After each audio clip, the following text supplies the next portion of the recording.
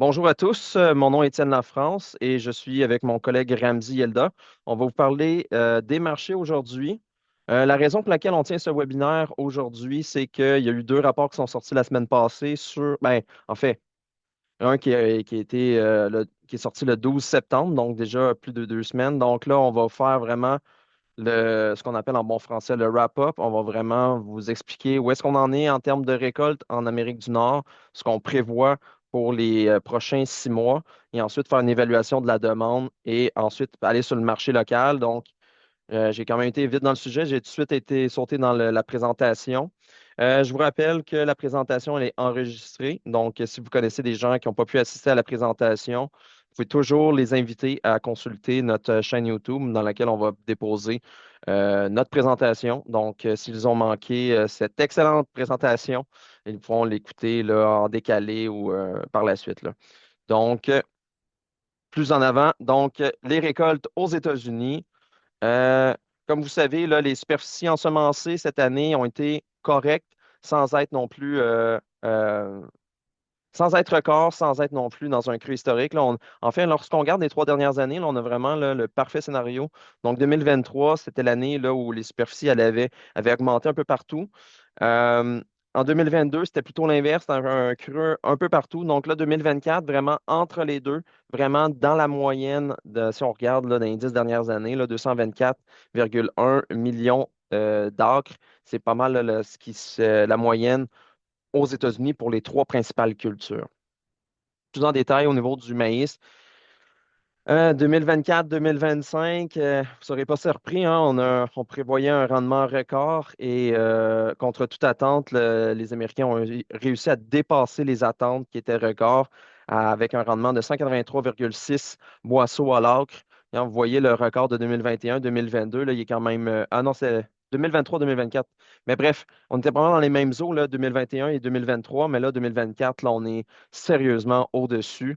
En termes de superficie, ben, vous voyez, là, c'est pas mal une moyenne, je vous dirais, là, confortable, voire un petit peu en baisse, là, mais ça reste des superficies qui sont vraiment acceptables, qui sont très bonnes. Donc, tout ça pour dire que ça a un excellent rendement, un rendement record avec des superficies qui sont tout à fait correctes. Qu'est-ce que ça donne? Mais ça donne une production à presque le record de l'année passée. Donc, on demeure avec des niveaux excessivement confortables, là. Le chiffre magique, là, c'est le 15 milliards de boisseaux, mais dès qu'on le dépasse, là, on a une très bonne, excellente année en termes de production, et ça aux États-Unis. Pour ce qui est du soya, ben, un scénario relativement semblable avec, je vous dirais au moins le rendement, il n'est pas aussi extrême que dans le maïs, mais n'empêche, on a un rendement record pour ce qui est du soya. Pour ce qui est des superficies, mais on voit là, qu'on est pas mal dans les mêmes eaux que les dernières années, là.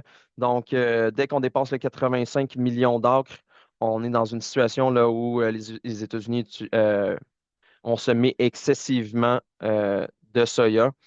Euh, Juste vous le dire, là, si j'ai l'air d'hésiter, là, c'est parce que je suis également le barman là, qui accepte les gens là, dans la présentation. Donc, je dois cliquer. Donc, ça se peut que des fois, là, j'ai l'air d'hésiter, là, mais c'est pas parce que je connais pas ma présentation, mais c'est juste parce que je fais deux jobs en même temps. Donc, en termes de superficie, des très bonnes superficies, un rendement record, qu'est-ce que ça donne? Bien, ça donne une production record dans le cas des États-Unis. Lorsqu'on voit les dernières années au niveau de la production, on est autour du 4,25 milliards de boisseaux et là, on est à 4,5. C'est une excellente production. Donc, le mot d'ordre, ça va très bien aux États-Unis. Mais qu'est-ce qu'il y en est du blé? Scénario semblable, quoique dans le cas des superficies, le blé a été relayé là, depuis plusieurs années là, en termes de troisième culture derrière toutes les autres, là. Donc, une culture qui perd vraiment de son importance aux États-Unis. Même avec un rendement record, ça donne quand même une bonne production, mais pas de là à dire qu'on revient dans les années il y a 10, 15 ans, voire 20 ans, là. Donc, une production qui est tout à fait convenable. En fait, dans le cas du blé, c'est finalement une bonne production parce on y ont tablé une mauvaise récolte en 2021 en même temps que le Canada. Quand le Canada avait une récolte là, terrible, ben, les États-Unis avaient goûté. L'année d'après, ben, au Canada, ça s'était quand même bien passé, mais aux États-Unis, ça l'avait stagné. L'année dernière, on était revenu à un niveau correct, mais là, on revient avec un niveau qui est confortable.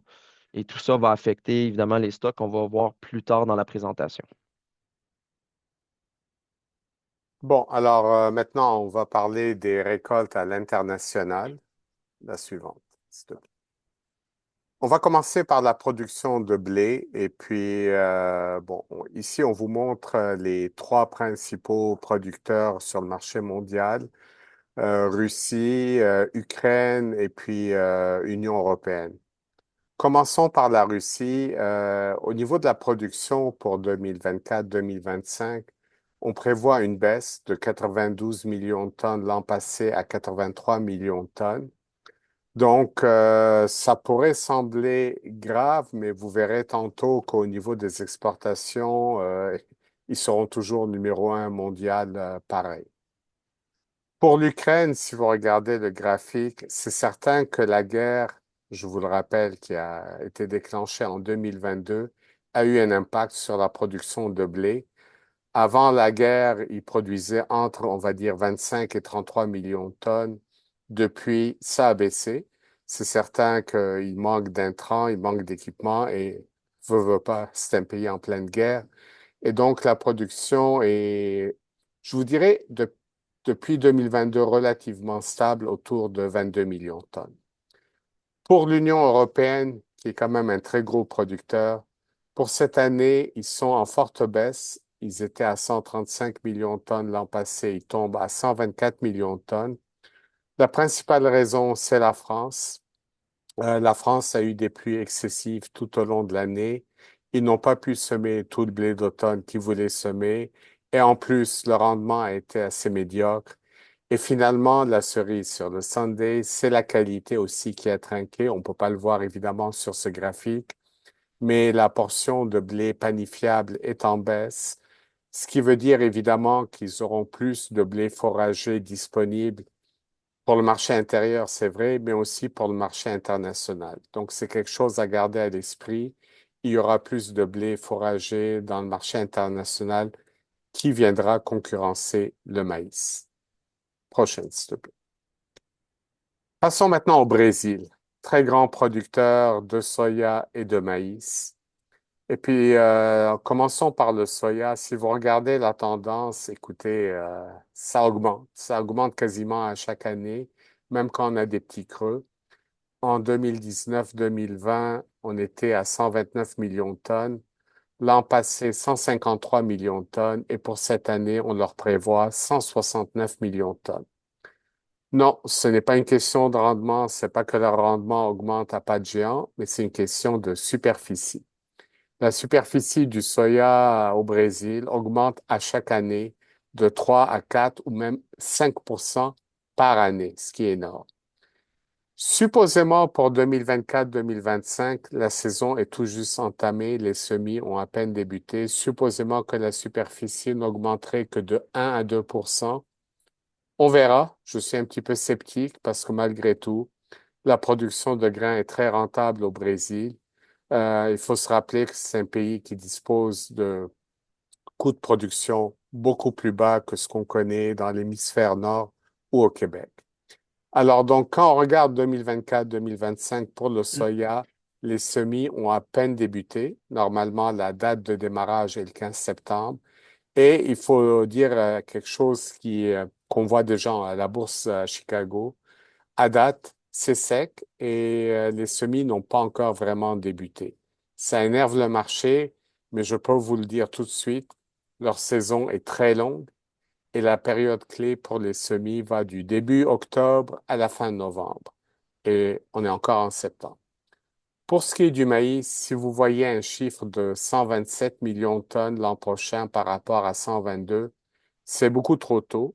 On parle ici principalement de la deuxième récolte de maïs safrina qui est semée après le battage de la fève. Et donc, on parle d'un maïs qui sera semé en février ou même mars et qui sera récolté en juin et juillet. Pour 2023-24, pour le maïs, le Brésil avait eu une production moindre, 122 millions de tonnes. Mais malgré tout, regardez les années précédentes et vous pouvez voir la progression est quand même assez phénoménale. C'est un pays qui produisait à peine 100 millions de tonnes de maïs et qui maintenant est définitivement au-dessus des 120 millions de tonnes. C'est qu'ils ont beaucoup développé la deuxième récolte de maïs safrine. Suivant, s'il te plaît. L'Argentine, pays voisin du Brésil, c'est différent dans le sens que c'est un pays qui a une récolte et donc pas deux comme au Brésil. Mais c'est aussi un pays qui est relativement stable. Il n'y a pas une croissance des superficies comme on connaît au Brésil. En fait, on pourrait dire que c'est une production stable ou tantôt en parlant avec Étienne, j'avais utilisé le mot qui végète, mais c'est peut-être pas très gentil.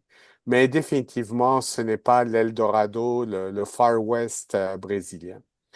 Bon, en 2022-2023, ils ont eu une mauvaise production à cause d'une sécheresse vraiment terrible là-bas.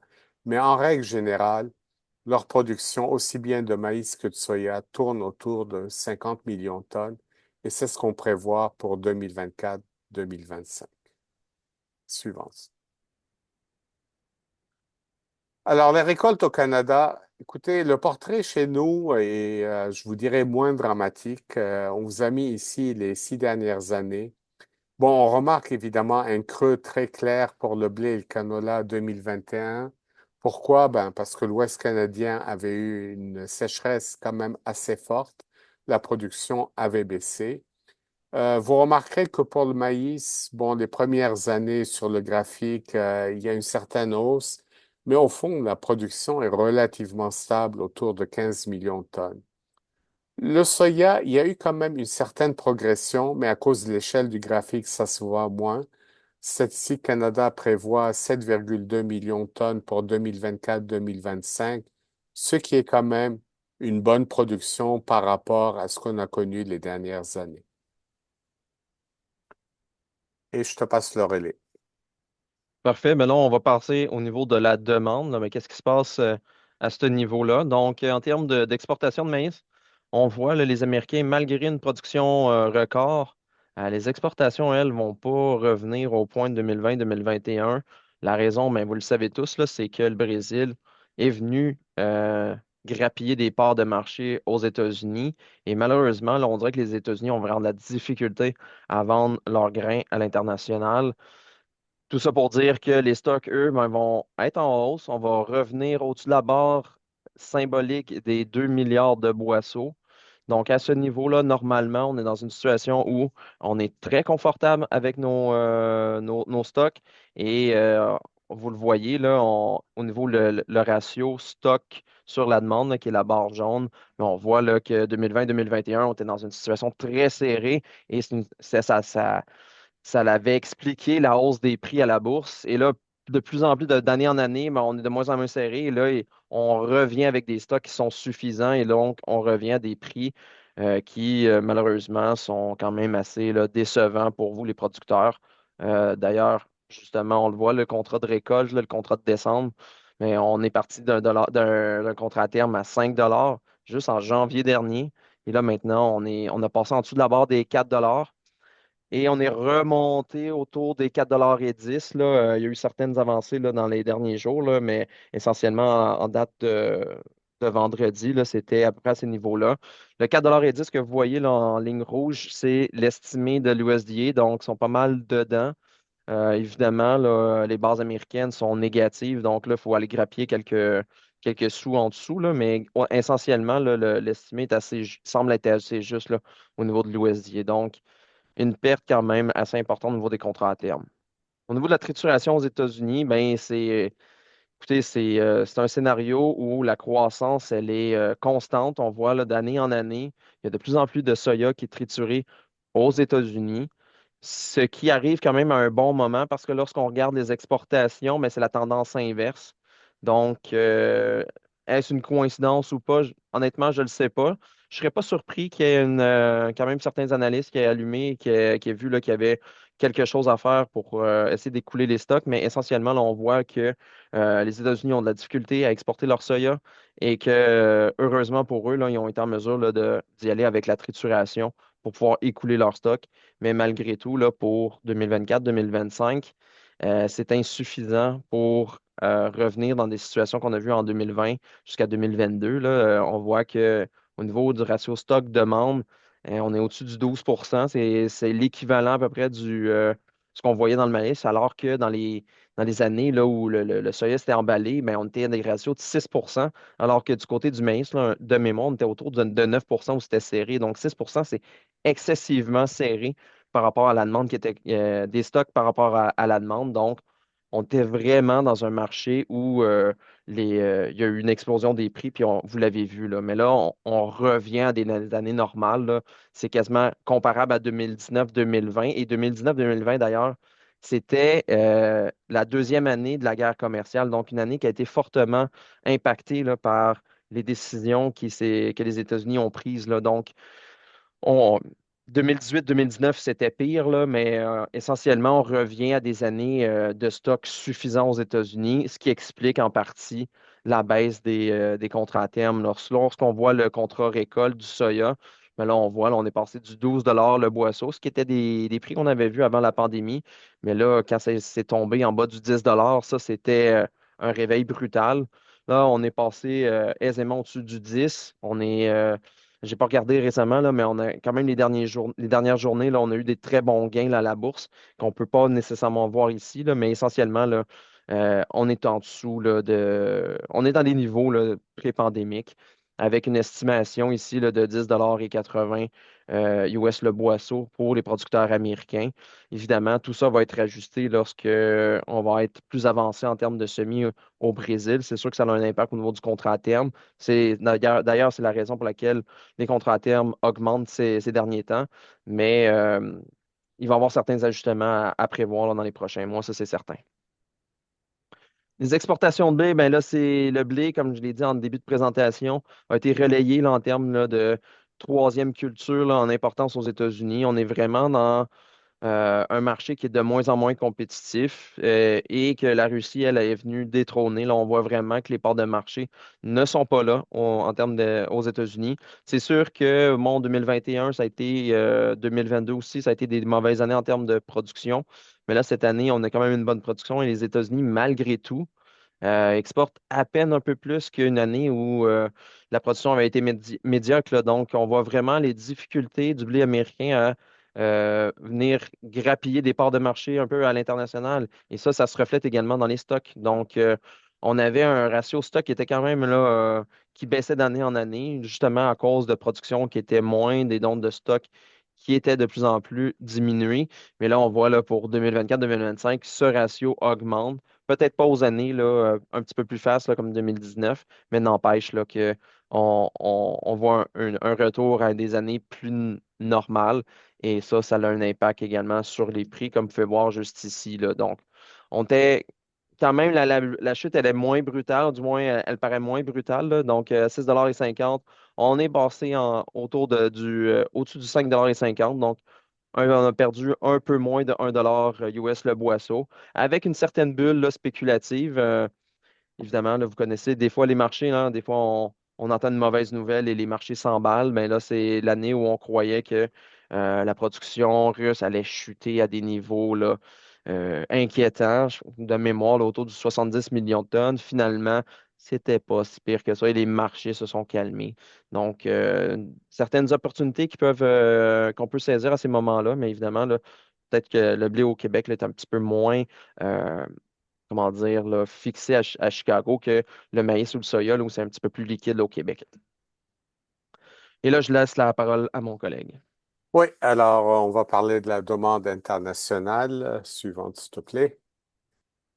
Et évidemment, quand on parle de demande, il faut parler de la Chine. La Chine, vous le savez, mais il faut le rappeler à chaque fois, c'est quand même le premier importateur mondial de grains.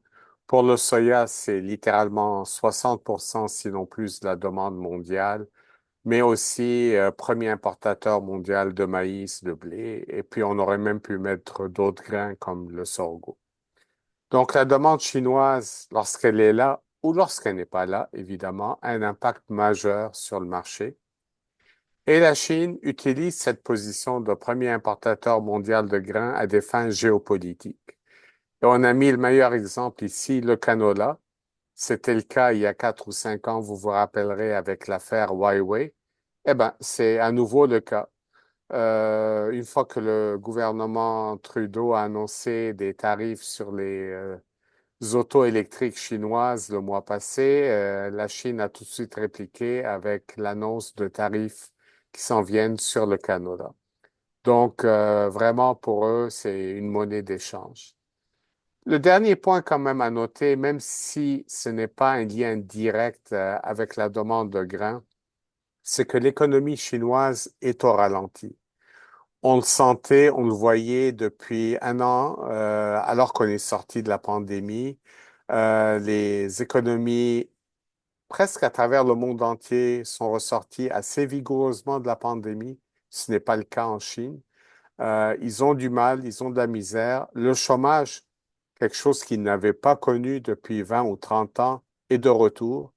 Comme je disais tantôt à Étienne, même avec leurs statistiques qui sont assez truquées et manipulées, ils admettent que le chômage des jeunes atteint 17%.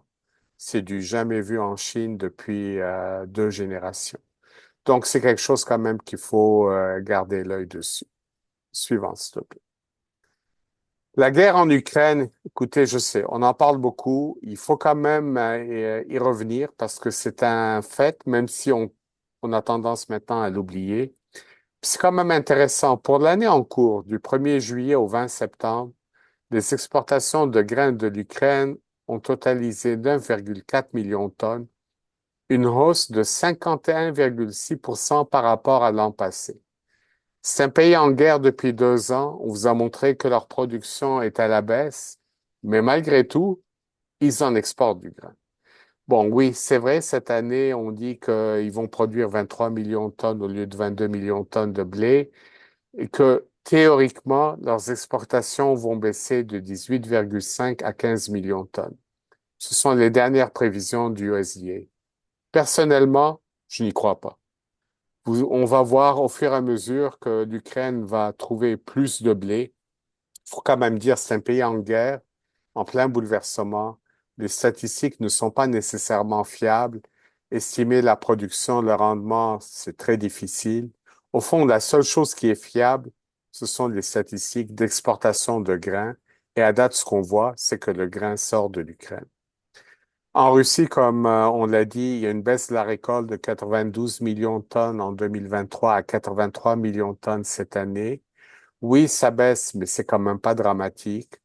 On prévoit que les exportations vont baisser de 55,5 à 48 millions de tonnes. Là aussi, honnêtement, je vais vous avouer, je suis un peu sceptique. Je pense pas que les exportations baisseront de beaucoup. Monsieur Poutine est désespéré. Il n'a que deux choses à vendre, du pétrole et du blé. Et il a un besoin énorme, pour ne pas dire désespéré, d'avoir des devises. Alors, je pense qu'ils vont s'arranger pour exporter leur blé coûte que coûte. On note quand même cette année une baisse de la qualité du blé, aussi bien en Russie qu'en Ukraine. Mais il faut quand même rappeler que ces grains sont vendus à des prix très compétitifs, en fait, à des prix défiant toute concurrence. Alors, ils s'ajustent à la baisse tant et aussi longtemps qu'il le faut pour écouler leur production. L'Ukraine n'a pas le choix. C'est un pays qui se défend désespérément. Et je vous dirais, la Russie n'a pas le choix. Parce que de plus en plus, c'est un pays au bord de la banqueroute, de la faillite. Mais pour le marché des grains, c'est une autre histoire. On est passé de la panique totale en 2022. Rappelez-vous, on allait manquer de grains dans le monde entier à maintenant une complète indifférence. Au fond, on s'en fout. C'est ça qui est drôle. La prime au risque a totalement disparu. La panique en 2022 était en rétrospective exagérée, mais l'indifférence totale du marché aujourd'hui, je vous dirais, est elle aussi exagérée. Tout peut arriver, il peut y avoir toutes sortes de bouleversements d'un moment à un autre, donc il faut toujours quand même garder l'œil dessus. Suivante, s'il te plaît. La Chine. Alors voilà le portrait de la Chine. Commençons par le soya. C'est le premier importateur mondial de loin, de très loin. Et puis, ce qui est intéressant, on prévoit 109 millions de tonnes d'importation cette année. un petit peu en baisse par rapport au record de l'an passé, 112 millions. Mais on s'entend rendu à ces niveaux-là, 1 million de plus ou de moins, ça fait pas une grande différence. Et puis, je vous rappellerai qu'il n'y a pas si longtemps, beaucoup d'analystes parlaient que le plafond des importations chinoises de soya serait 100 millions de tonnes, le chiffre magique. Ben, ils l'ont atteint et largement dépassé. Pour le maïs, c'est la deuxième colonne. Et bon, on vous montre 2019-2020 parce que jusqu'à cette année-là, la Chine était un importateur relativement petit de maïs. Bon, 8 millions de tonnes, c'est pas rien, mais c'était quand même des normes raisonnables. Puis regardez par la suite, 30, 22, 19, 24 et même 21 cette année. Donc, à partir de 2020-2021, pour toutes sortes de raisons, la Chine est devenue, du jour au lendemain, le premier importateur mondial de maïs. Pour le blé, c'est un peu plus stable et leurs besoins sont autour de, je vous dirais, 13 à 14 millions de tonnes. Bon, cette année, l'USDA les a à 12 millions de tonnes, mais c'est souvent une question de qualité du blé local par rapport au blé importé. Suivante, s'il te plaît. Alors, pour les exportations de maïs, on parle de quatre principaux joueurs, Brésil, États-Unis, Argentine, Ukraine. Bon, commençons par l'ordre alphabétique ici. Pour l'Argentine, la première année 2022-2023, si vous voyez des exportations vraiment basses, c'était tout simplement à cause de leur sécheresse, une année assez exceptionnelle. Mais normalement, les exportations de maïs de l'Argentine sont relativement stables, autour de 35 à 37 millions de tonnes par année. Regardez maintenant le Brésil. 2022-2023 et comparez ça aux États-Unis. C'est l'année où le Brésil est devenu le premier exportateur mondial de maïs, loin devant les États-Unis. Bon, pour 2023-2024 et la nouvelle année, les États-Unis ont repris la première place, mais malgré tout, vous pouvez le voir ici, le Brésil est maintenant très bien établi comme deuxième exportateur, assez près des États-Unis. Finalement, pour l'Ukraine, bon, c'est une question évidemment de chiffres. Pour le moment, on montre 24 millions de tonnes d'exportation de maïs à cause de, présumément, une récolte à la baisse. Faudra voir. On peut appliquer le même raisonnement que pour M. Poutine. L'Ukraine a un besoin désespéré d'exporter ses grains en bout de ligne. Probablement que le 24 millions de tonnes sera dépassé. Suivant, s'il te plaît. Pour le soya, c'est vraiment deux joueurs. D'abord et surtout le Brésil et deuxièmement les États-Unis. Et vous pouvez voir ici, au niveau des exportations, l'écart qui se creuse de plus en plus entre les Américains et les Brésiliens. Bon, pour 2024-2025, évidemment, c'est encore préliminaire, mais ce qu'on montre, c'est que le Brésil va exporter plus du double de soya que les États-Unis. 105 millions de tonnes contre 50 millions de tonnes. Et ça explique pourquoi la bourse de Chicago ces jours-ci s'énerve et remonte malgré une production record aux États-Unis. C'est que bon, c'est sec au Brésil, puis ça inquiète un petit peu le marché. Suivant, s'il te plaît. Peut-être juste apporter un petit point. Tu sais, on a vu les exportations de maïs assez robustes. On voit les exportations de soya, ma foi, qui dépassent le double des États-Unis, ce qui nous amène à dire que le marché brésilien n'est plus dans une logique de 6 mois par année, c'est le Brésil qui domine, 6 mois par année, c'est les États-Unis qui dominent. On se rapproche plutôt là, d'un quasiment là, d'un 9 mois qui est dominé par le Brésil, même que le Brésil exporte à l'année, tandis que les États-Unis deviennent seulement compétitifs pendant la récolte et par la suite là, redeviennent au même niveau que le Brésil. Donc, Alors, si on parle du Brésil, évidemment, il faut suivre leur monnaie. Leur monnaie était à la baisse ces derniers mois. Maintenant, c'est stabilisé. Et c'est quand même un facteur important au niveau de la compétitivité des grains.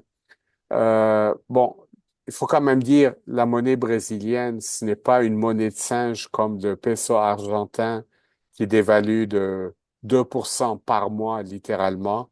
Mais c'est quand même une monnaie un petit peu fragile qui dépend évidemment des taux d'intérêt et autres et qui a un impact direct sur la compétitivité. Donc, ces derniers mois, ça a aidé les exportations du Brésil. Là, la monnaie s'est stabilisée. Elle est, disons, un peu plus neutre à ce niveau. Et je pense que c'est toi qui reprends le Mm, mm. relais. Ah, Les ah ex- non, il y a encore les exportations de blé. J'avais oublié le blé. Alors, pour le blé, allons-y de gauche à droite. Australie, euh, c'est un pays qui exporte des quantités assez importantes de blé, mais surtout d'excellente qualité. 2022-2023, si vous voyez qu'ils avaient dépassé 30 millions de tonnes, c'était exceptionnel. Ils avaient eu une production absolument record. Mais là, on revient à la normale et pour 2024-2025, USDA prévoit 25 millions de tonnes. Le Canada, comme vous pouvez voir, très stable d'une année à l'autre. Les États-Unis, Étienne l'a montré tantôt, un petit rebond des exportations, mais assez modeste. La Russie, qui devrait au moins à ce stade-ci, c'est ce qu'on dit, exporter moins de blé, mais quand même, vous pouvez le voir, c'est très clair, c'est le leader mondial dans ce marché. L'Ukraine qui baisserait à 15 millions de tonnes et finalement l'Union européenne qui devrait voir ses exportations baisser, principalement en raison de la France qui a eu une mauvaise récolte et en plus une qualité assez médiocre. Et là, je pense que c'est ma dernière, Étienne. Oui, Ouais, je te le pour le moment. confirme. Donc là, on va passer au marché local, ce qui devrait vraiment vous intéresser davantage parce qu'on parle vraiment de votre récolte à vous. Donc là, en Ontario, on voit que la production de maïs, elle est moins importante que l'année dernière. Donc l'année dernière, on était à niveau record, si ma mémoire est bonne, là. Donc quasiment un 10 millions de tonnes. Là, on était plutôt à 9,6 millions de tonnes. Donc quand même un niveau assez respectable. Par contre, cette petite différence-là, ben, elle est cruciale pour le Québec parce que 2023-2024, c'est une année où l'Ontario était capable d'aller exporter au Québec. Donc, un petit 300-400 000 tonnes de moins, ça reste quand même, ça fait un impact majeur dans une petite province comme la nôtre. Donc, un petit peu moins de compétition, mais n'empêche, il ne faut pas les sous-estimer. D'après moi, l'Ontario, ben, de toute façon, naturellement, l'Ontario exporte au Québec, mais il ne faudrait pas non plus là, s'imaginer que l'Ontario ne pourra pas, parce qu'ils n'ont pas eu une année record comme l'année passée, là, ça reste que c'est un très bon joueur. Au niveau de la production de soya, ben là, c'est une production record à 4,3 millions de tonnes. Beaucoup de soya qui va sortir. Contrairement au maïs, c'est quand même une bonne nouvelle pour le Québec parce qu'on est plus dans une logique de top-off, c'est-à-dire que les acheteurs ontariens vont faire des bateaux, vont charger, par exemple, je dis un peu n'importe quoi, mais vraiment une figure de style, ben, pas figure de style, mais un exemple. On va charger un bateau à 75. En fait, le maximum qu'on peut charger dans les grands lacs, on s'en vient au Québec, on va charger dans des plus gros navires, on va combler ce qui manque par le Québec et ensuite on va exporter. Donc, le fait que l'Ontario a une très bonne production fait en sorte qu'il y a de plus en plus de demandes pour l'exportation et le Québec peut en bénéficier. Au niveau de la production de blé, on est dans un niveau quand même assez respectable, mais par contre, là, ce que mon collègue Ramsey me faisait rappeler, c'est que souvent, la production de soya et la production de blé vont de pair, c'est-à-dire que lorsque la récolte se fait hâtivement, ça donne plus de temps pour les producteurs ontariens de mettre du blé d'automne. L'année passée, ça n'a pas été le cas. Donc là, on a vu une baisse au niveau de la production qu'on voit ici. Sinon, au niveau là, des petites céréales, orge, avoine, mais là, on voit là, que les marchés ne sont pas là. Évidemment, l'avoine, ça fait 2 années qu'on a une très bonne, ben, une mauvaise là, demande à ce niveau-là. Oups, excusez-moi. Donc, mauvaise demande au niveau de l'avoine, mais ça a un impact direct sur les marchés. Vous allez voir pour le Québec, là, c'est pas étranger. L'orge, de moins en moins populaire, c'est sûr que des rendements de maïs qui sont assez bons, ben, ça en sorte que si on peut semer autre chose que de l'orge, les producteurs vont le faire. Et le canola, qui lui, je vais vous tasser, donc est à un niveau quand même assez modeste, mais ça reste que pour l'Ontario, le canola reste une culture assez marginale, là. Pour ce qui est du Québec, scénario relativement semblable, quoique pour le maïs. C'est pas une production record, loin de là, mais n'empêche que un rendement record dans le cas du maïs, fait en sorte qu'on a une très bonne production avec une demande qui a été, disons, mise à mal dans les dernières années. Il faudrait s'attendre quand même à certains surplus là, au Québec, là. Donc, ça devrait avoir un impact sur les bases à venir, là. Au niveau de la production de soya, ben, production record. Par contre, au niveau de la base, ça ne devrait pas avoir d'impact parce que notre marché, c'est déjà le marché de l'exportation. Donc, c'est déjà, comment dire, le marché avec la plus-value la moins intéressante. Donc, ça reste que. Oups, mon Dieu, qu'est-ce qui se passe avec ma souris? Donc, oui, tout ça pour dire qu'on est déjà dans le marché de l'exportation. Donc, on accepte déjà la base la plus faible sur le marché. Mais n'empêche là, qu'on voit avec le niveau des bases actuellement, la demande est là, mais on va le voir un petit peu plus tard là, au niveau des bases des prix.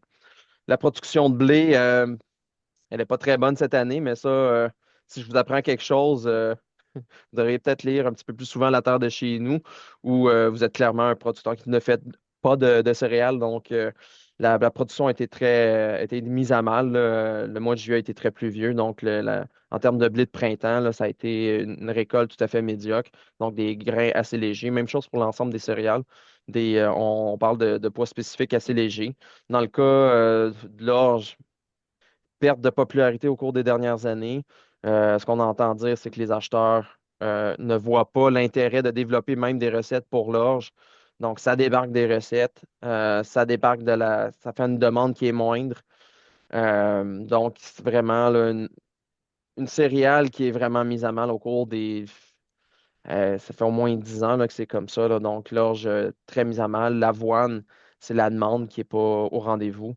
Donc, des superficies qui sont en baisse. Ajoutons un rendement qui est assez ordinaire. Donc, ça fait une production qui est assez inquiétante. Puis, au niveau du canola, ben, ça fait une production qui est quand même confortable, là, je vous dirais au-dessus du 27 millions, 27 000 tonnes.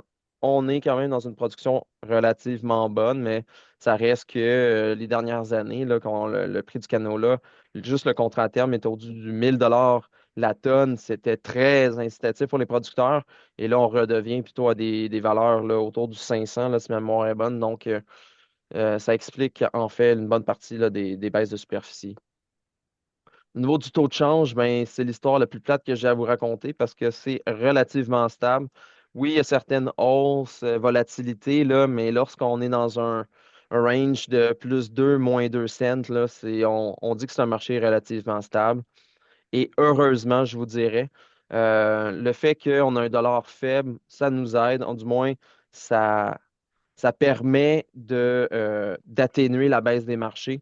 J'avais calculé rapidement là, qu'à un contrat à terme de 4 US le boisseau, avec un dollar à 73,5 cents US pour un dollar canadien, mais ça faisait quand même une baisse de 12 dollars canadiens la tonne. Donc, si vous pensez que le prix est pas très bon ces temps-ci, mais enlevez 12 dollars et c'est ça que ça vous reviendrait si le dollar se maintiendrait à 78 cents comme on avait connu là, dans les années pré-pandémiques, là.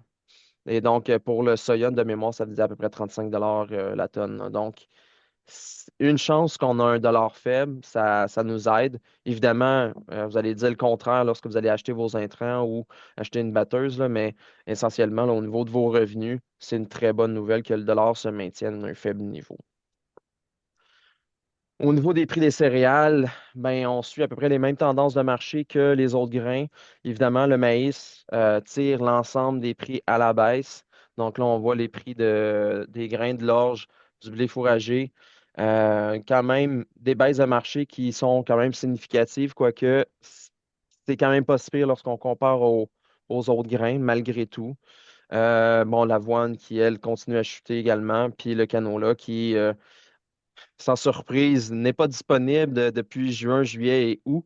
Donc, évidemment, la grève à Bécancour a affecté là, les ventes rapportées au SRDI. Évidemment, là, le Bécancour étant le seul acheteur au Québec, il n'y avait pas vraiment de prix de vente qui se sont donnés au courant de l'été. Mais heureusement pour nous, là, ceci est de l'histoire ancienne, là. L'usine a repris. Et donc, là, on est dans une phase tranquillement de reprendre la production.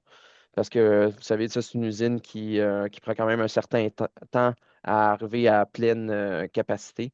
Donc, dans les prochains jours, on devrait retourner à un niveau plus acceptable en termes là, de production à Bécancour.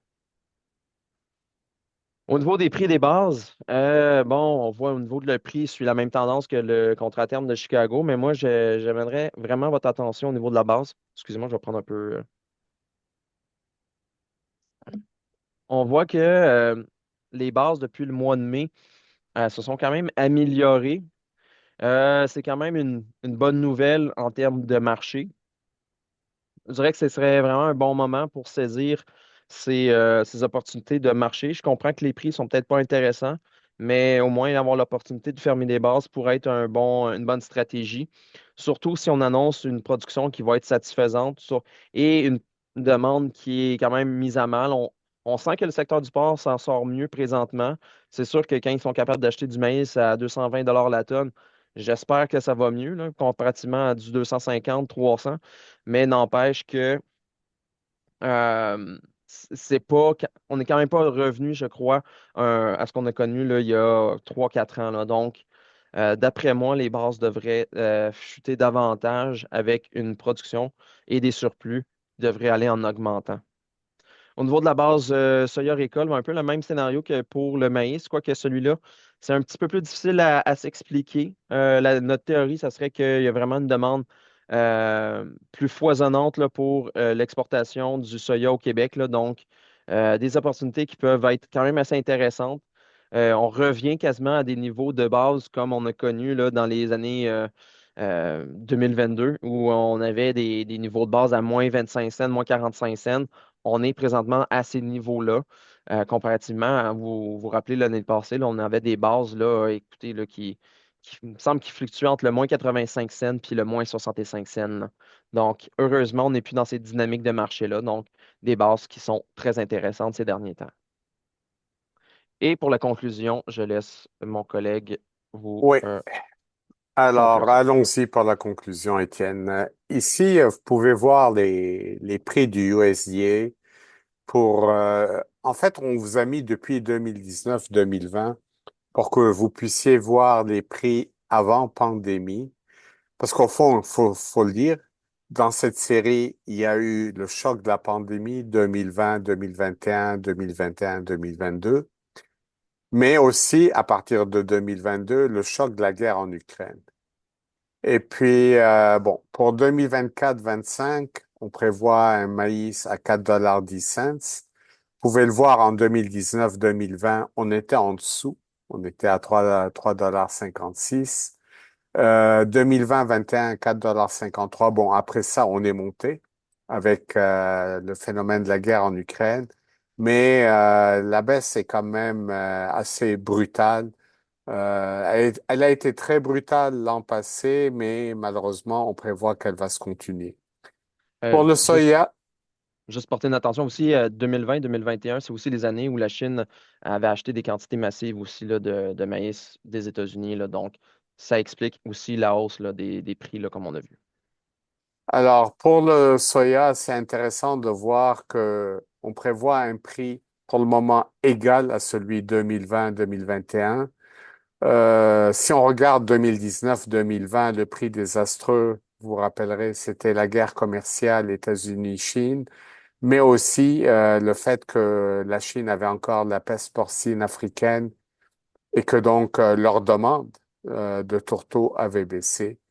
Mais à nouveau, on peut voir les pics qui ont été atteints en 2021-22 et surtout 22-23, mais on baisse depuis.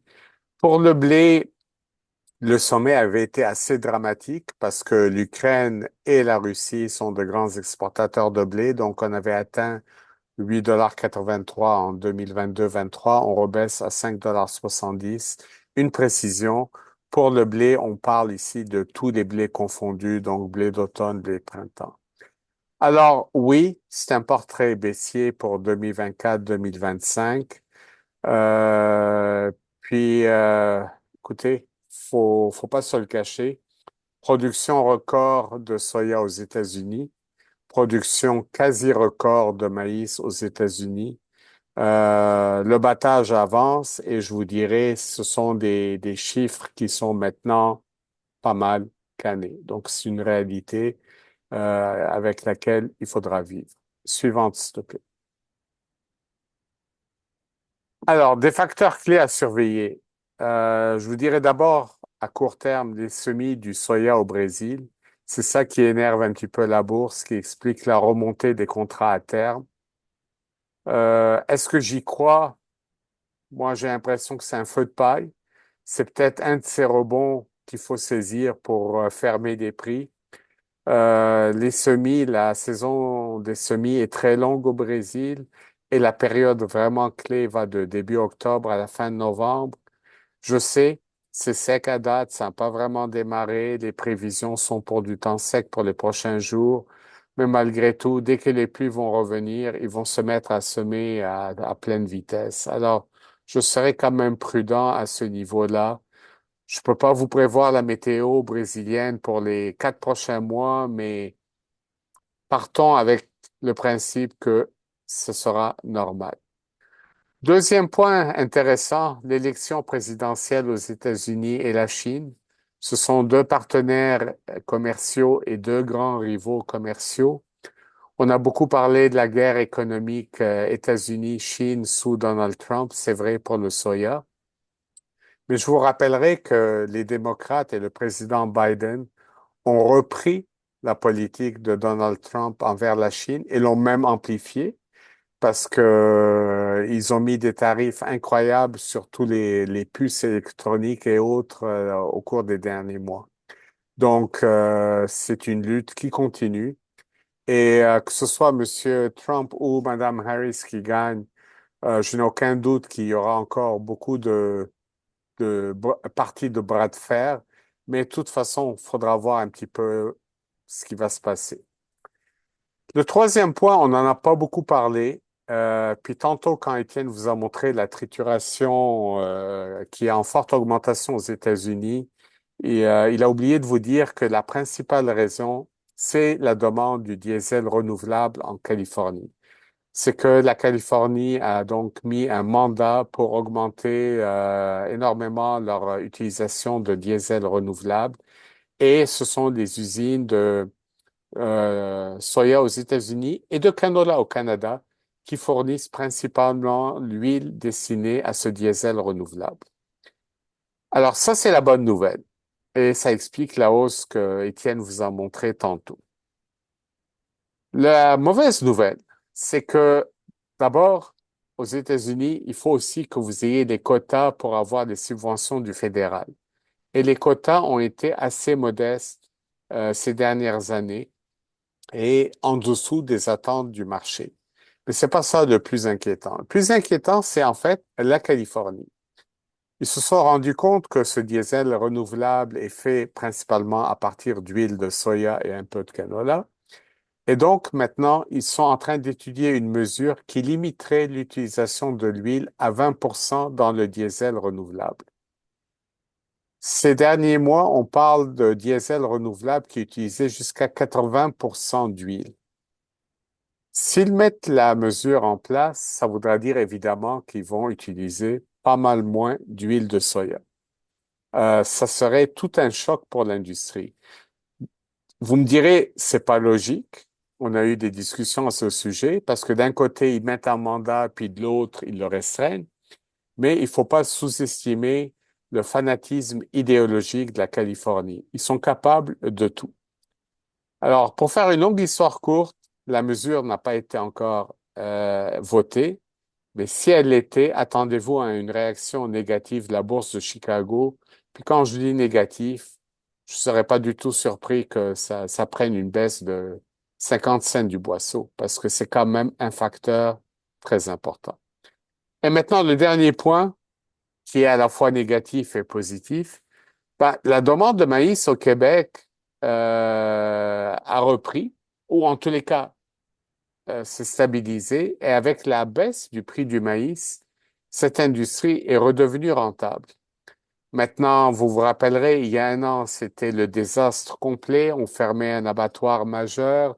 avec le maïs qui était au-dessus de 300 dollars la tonne, les producteurs de porc s'arrachaient les cheveux, en tous les cas pour ceux qui en ont.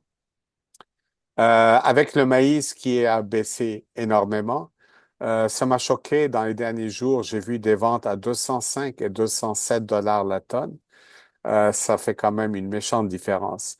Donc, qui dit une industrie qui redevient rentable, ça a quand même un potentiel positif au niveau de la demande. Je vous dis pas nécessairement que la demande va revenir comme elle l'était du jour au lendemain, mais ça va quand même ramener une certaine demande.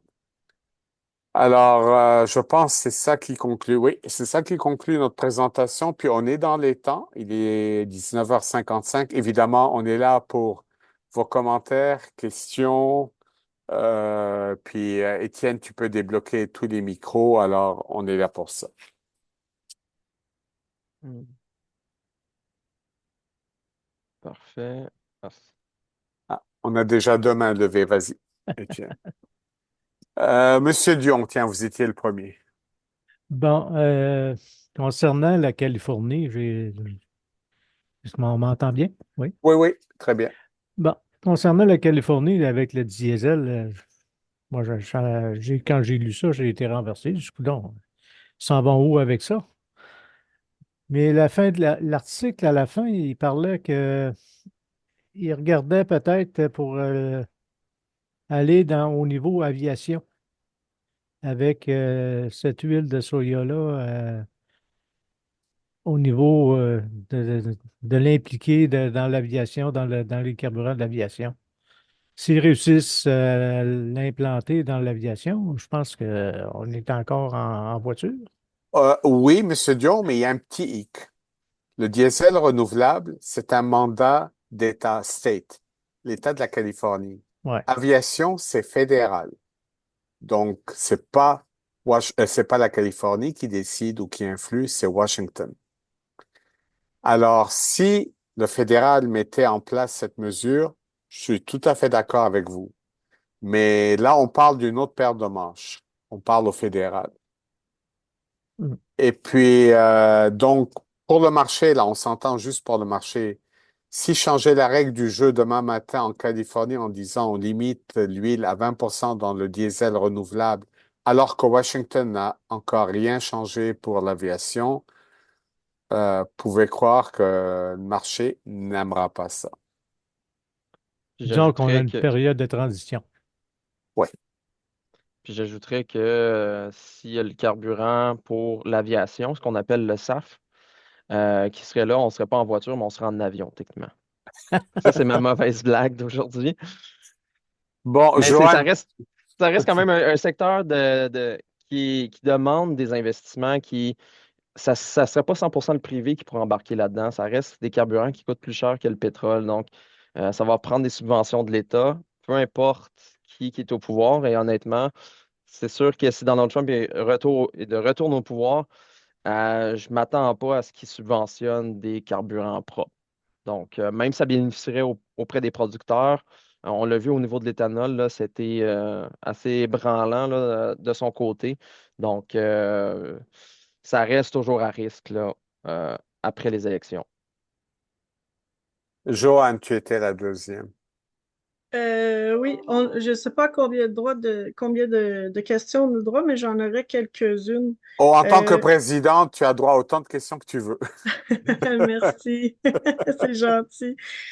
Euh, la première, c'est tu sais, avec la taxe pour les véhicules électriques là, qui a été imposée.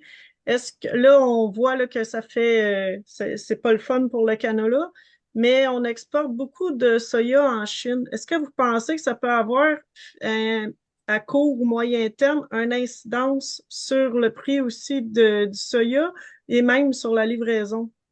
Bon, on va y aller par étapes. Incidence sur le soya, oui. On l'a vu d'ailleurs avant 4 5 ans, quand ils ont mis l'embargo sur le canola, les exportations de soya OGM vers la Chine ont dégringolé. Pourtant, le soya n'avait pas été visé officiellement. Donc, les Chinois sont parfaitement capables de passer le mot et de dire, laissez faire le soya canadien, ne l'achetez pas. Est-ce que ça aura une incidence sur le prix? Pas nécessairement parce que je te dirais quand même, on exporte du soya ailleurs. Ouais, il faut remettre un petit peu les choses à leur propre échelle, Joanne. Dans le marché mondial, on est un tout petit fournisseur de soya. Donc, si la Chine se ferme, je suis d'accord, c'est 60%, mais tu as quand même 40%. Et on l'a vu, on exporte du soya en Europe, on exporte au Moyen-Orient, on exporte dans d'autres pays asiatiques. Donc, le marché s'ajusterait.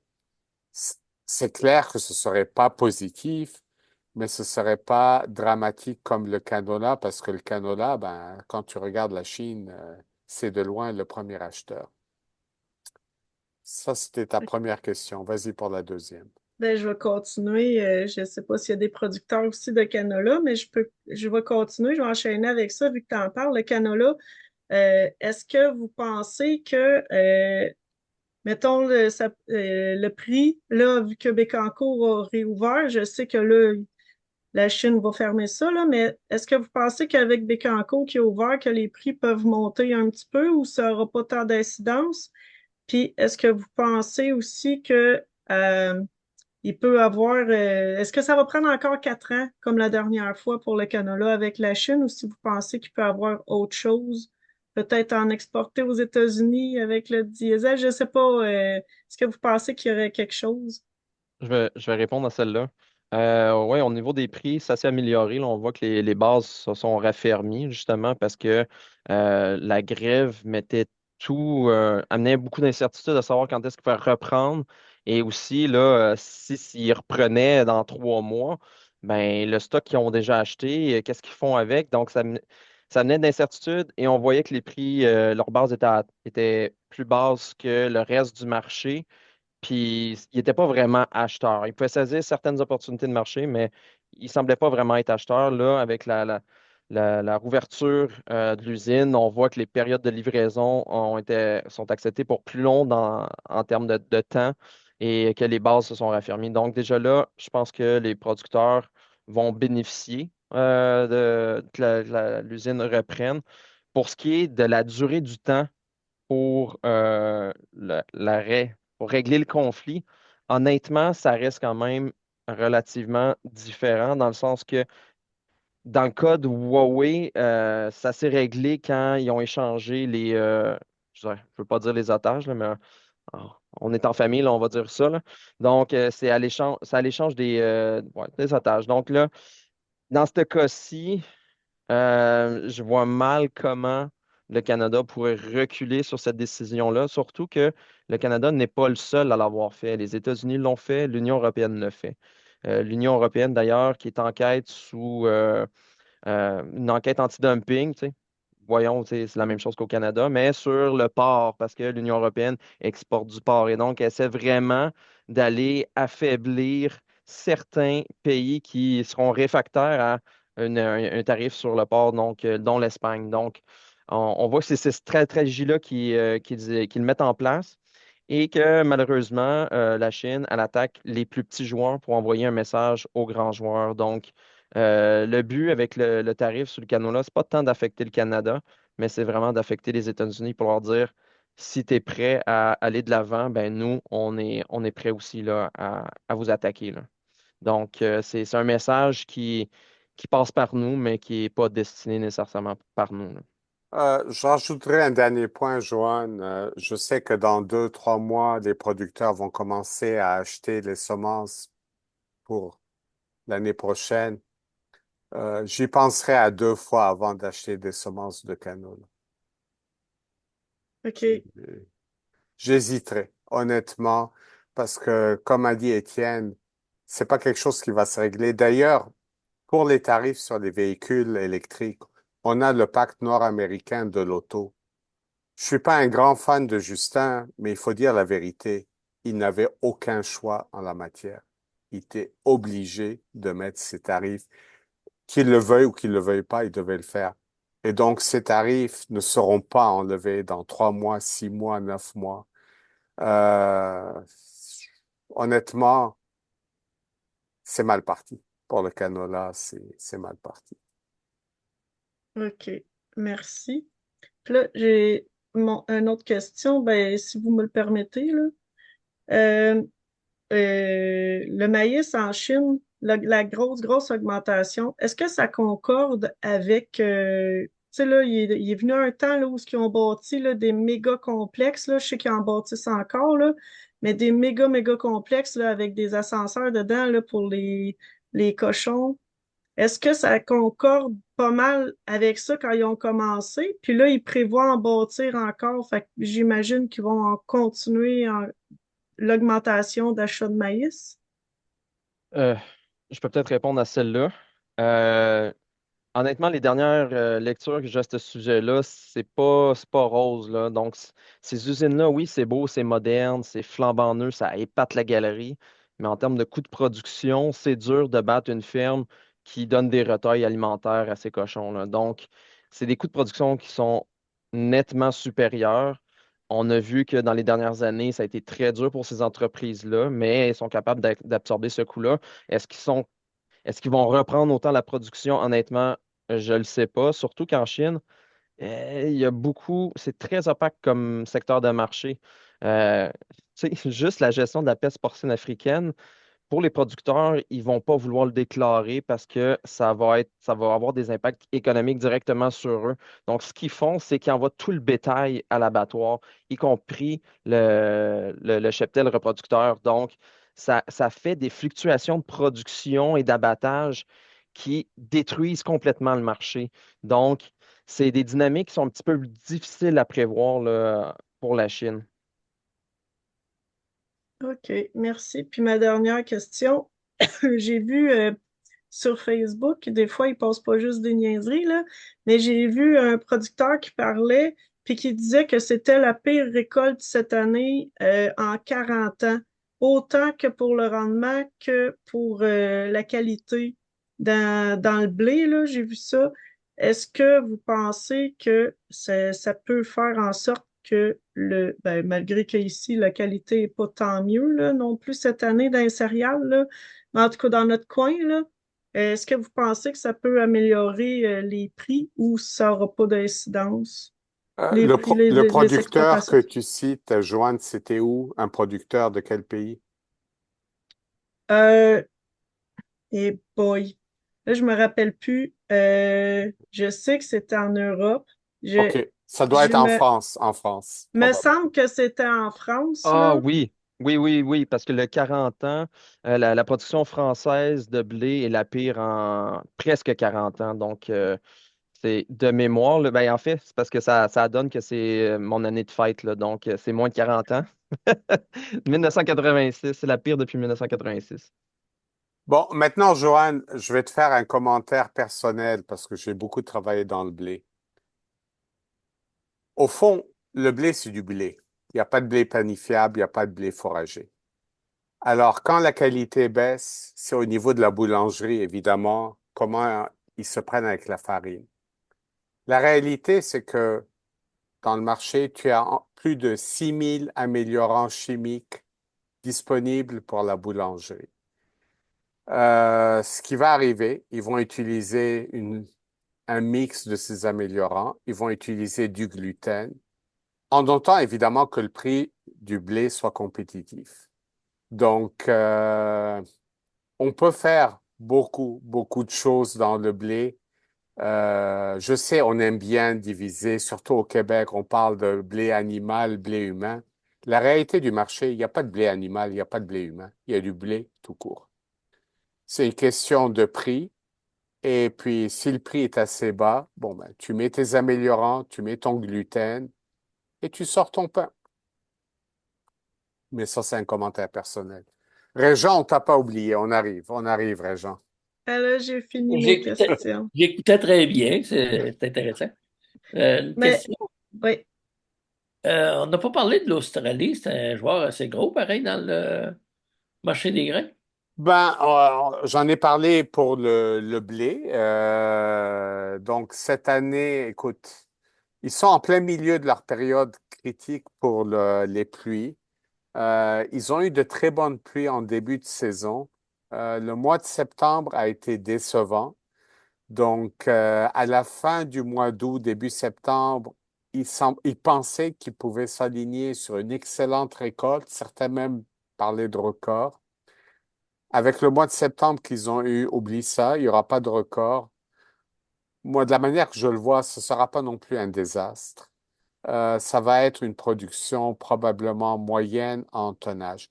En qualité, par contre, écoute, c'est trop tôt. C'est au niveau du battage que ça se joue. Habituellement, en Australie, le climat est stable au battage. C'est pas l'Ouest canadien avec ton gel et tes pluies. Donc, habituellement, la qualité est au rendez-vous. OK. Et c'est une excellente qualité de blé. C'est-tu des gros tonnages qui est étranger, là, Australie? Ben, je veux dire, j'ai montré dans les exportations, ils ont parfois fait plus que 32 millions de tonnes, mais d'habitude, ils exportent un peu moins que le Canada. Donc, quand on monte ou disons autour du Canada. Si OK. tu veux, en grosso modo, c'est un peu. D'ailleurs, c'est un joueur qui se compare parce que il se spécialise beaucoup dans des blés de qualité. Donc, pour moi, l'Ouest canadien et l'Australie, c'est des blés comparables, avec une différence quand même. Le blé australien, c'est principalement du blé blanc. Le OK. blé de l'Ouest canadien, c'est du blé roux. Tu pourrais me dire, c'est quoi la différence? Ben, ça a l'air idiot, mais c'est la réalité. Pour ta minoterie au Bangladesh, au Soudan ou en Indonésie, plus le blé est blanc, plus tu peux avoir de l'extraction de farine parce que ça ne vient pas colorer la couleur de ta farine. Je n'ai pas dit la qualité de ta farine, mais la couleur. On s'entend, tout le monde veut une farine la plus blanche possible. Donc, c'est un facteur de qualité qui vient souvent aider un petit peu les Australiens. OK. Et de mémoire, là, la production australienne, le record a été de 36 millions de tonnes, si ma mémoire est bonne. 32, on est encore dans une bonne production. Puis on a vu dans notre diapo, là, 34 millions de tonnes au Québec. Là, on est quand même à des niveaux là, très, très, très, très comparables. Pas Québec, Canada, oui. Ah, excuse, oui, Canada, Canada. Canada, Québec, ouais. Ah, Ouais. Joanne, Non, C'est je vais y aller avec une ouais. question qui. À moins que tu n'aies pas fini, Régent. Ouais, c'était un producteur de canola, je pense, un peu aussi. L'Australie? Ils en font un peu. Oui, Le gros oui. problème que j'ai vu au niveau du canola australien, c'est en termes de qualité, c'est pas tout à fait la même chose que le canola canadien. Donc, ils ont des difficultés, là, mais en termes là, d'approvisionnement, la Chine pourrait se tourner vers l'Australie. Ça serait probablement leur plan B. Mais ils ont des problèmes justement en termes de qualité et aussi en termes de relations. Ouais. Ben, Politique, là, les deux, c'est pas nécessairement là, les meilleurs amis. Là. C'est sûr qu'ils ne peuvent pas non plus l'épargner complètement, mais l'Australie avait quand même là, accusé la Chine, ben, avait quand même demandé formellement une enquête sur la provenance du COVID en Chine et la Chine avait répliqué, soi-disant pour autre chose, mais essentiellement, c'était justement à cause de cette déclaration-là. La Chine avait décidé de faire une enquête anti-dumping sur l'orge de l'Australie. Là. Donc, j'avais une petite dernière question. oui, vas-y. Point de vue Chine puis l'Inde, les productions, c'est dur à savoir c'est quoi les productions, mais c'était des grosses productions qu'ils ont. Oh, écoute, pour la Chine, c'est pas compliqué, Régent. À chaque année, c'est d'excellentes productions. C'est Le des Parti communiste a décidé que les niveaux seraient excellents, les statistiques sont excellentes, c'est excellent. OK. Mais comme a mentionné tantôt Joanne, pourtant, ils achètent de plus en plus de maïs. Ils sont rendus Mais le premier importateur mondial de puis, maïs. tu le sais, rendu l'année d'après, ils ont acheté plus de produits à cause de la récolte n'était pas bonne. Puis l'Inde, c'est à peu près pareil aussi. Ben, l'Inde, eux, c'est vraiment les légumineuses, hein, parce que c'est un pays principalement végétarien, puis c'est quand même le premier marché mondial pour les légumineuses. OK. Parfait. Merci. Oui, OK. Je vais y aller par une question qui est dans le chat. Je vais te la lire, Ramzi, puis tu pourras y répondre. Euh, je peux le nommer. Ferme MG Prou. Nous sommes acheteurs de tourteaux de soya pour la production laitière. Le tableau qui démontre une nette augmentation de la trituration de soya aux États-Unis peut donc s'attendre à un facteur qui va faire baisser les prix du tourteau de soya. Point d'interrogation. Merci. Très bonne question. Beaucoup de gens se posent la question de qu'est-ce qu'on va faire de tout ce tourteau. À un moment donné, aux États-Unis, il y avait 22 usines de trituration en expansion ou en construction. Et donc, tout le monde le sait, c'est 20% d'huile et 80% de tourteau. Effectivement, si la tendance se maintient et si la Californie ne vient pas changer toutes les règles du jeu, le tourteau sera cheap. Ouais, sans aucun doute. Je dis pas ça pour demain matin, mais si la tendance se maintient dans 2 ou 3 ans, il y aura un surplus de tourteaux énorme. Maintenant, si on veut être optimiste au niveau des États-Unis, certains ont dit oui, mais on l'exportera. Et donc, on viendra concurrencer les deux principaux exportateurs mondiaux de tourteaux que sont l'Argentine et le Brésil. Je doute très fort parce que l'Argentine, ben, ils dévaluent leur devise à gogo, donc ils vont répliquer en dévaluant encore plus, puis je vois Étienne sourire. Puis le Brésil, ils ont des coûts de production très bas, ils sont très agressifs. Alors, tout ça pour vous dire, oui, le prix du tourteau pourrait prendre toute une débâcle. Parfait. Je vais passer maintenant à Joanne Pagé, qui a pas posé de questions ce soir. Non, c'est ça. Il m'en restait une en stock. Tantôt, Ramzi, là, je l'ai oublié ma question, mais tu as parlé en Chine du soya OGM. Mais pour le soya IP, ils sont un gros acheteur, là, la Chine. Puis là, ça, avec la taxe pour les véhicules, qu'est-ce que tu penses que ça peut faire? Bon, pour le moment, la Chine, ils sont devenus un assez gros joueur dans le soya IP, mais c'est récent, c'est nouveau. Ça, je te dirais, c'est depuis 4 ou 5 ans qu'il y a une demande qui est définitivement apparue et qui a augmenté en Chine. C'est toujours quand même le Japon, je te dirais, qui est numéro 1 mondial pour le soya non OGM IP. Mais tu as raison, la Chine est de plus en plus présente. Tu as des gens qui ont de l'argent, tu as une demande, tu as des gens qui veulent ces produits, qui sont prêts à payer, qui ont de l'argent pour. Est-ce qu'ils le cibleraient? Je ne pense pas. Puis même durant l'affaire Huawei, puis ça on parle il y a 4 ou 5 ans, les conteneurs continuaient à aller en Chine. Les navires de soya OGM n'y allaient plus. Puis je te dirais, d'un point de vue politique symbolique, un navire, c'est plus gros, c'est du gros tonnage, c'est très visible. Des containers de 20 tonnes qui vont là à 20 tonnes la shot, c'est beaucoup plus diffus, ça se voit moins, ça passe sous le radar et ils en ont besoin. Donc, je pense que même s'ils faisaient la guerre au soya, ce serait beaucoup plus pour moi le soya OGM que non OGM.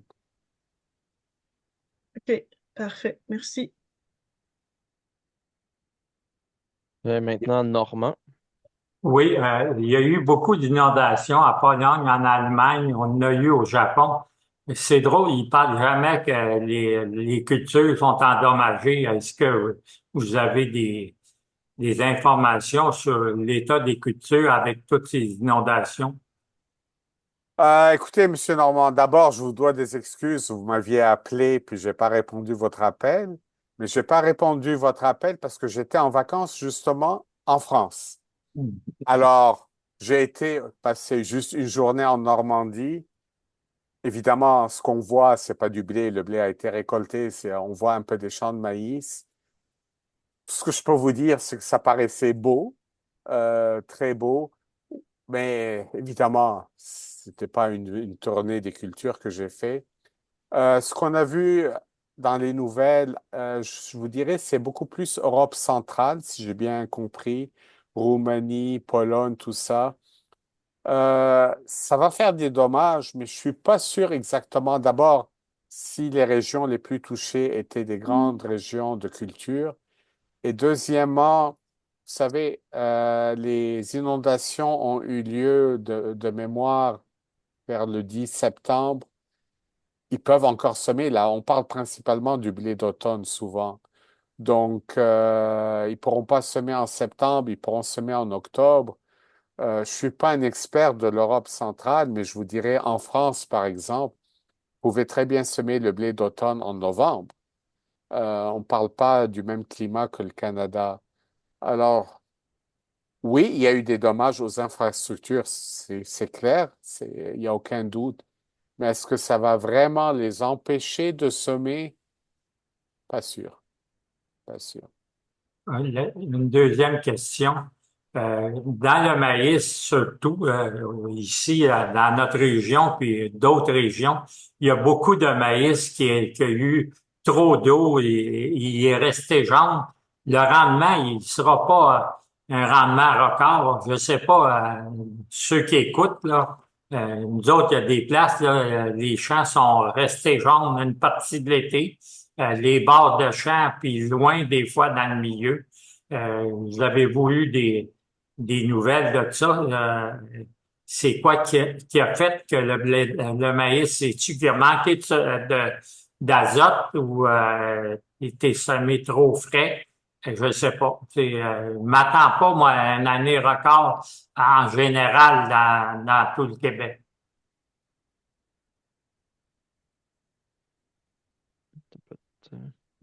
Non, il est gelé. Si quelqu'un veut répondre à M. Gagnon, allez-y. Je sais pas. Je pourrais peut-être répondre en partie parce qu'il y a eu la tournée Grande Culture, puis je suis allée au dévoilement des résultats. Ce qui a été dit, c'est que somme toute, il y a beaucoup de régions qui n'ont pas eu autant de pluie que certaines d'autres, et je fais partie de celles qui ont été grandement inondées au mois d'août, là. Puis on a eu beaucoup, beaucoup de pluie cette année. Mais somme toute, il paraît que ça va être une très bonne récolte. Je vais même en profiter, là. Je répondais pas à la question parce que je fouillais directement là, sur Internet. Mais là, vous pouvez voir là, ici, là, c'est la présentation de Jean-Philippe, la tournée Grande Culture de cette année. Là, on voit le rendement estimé à 10,67.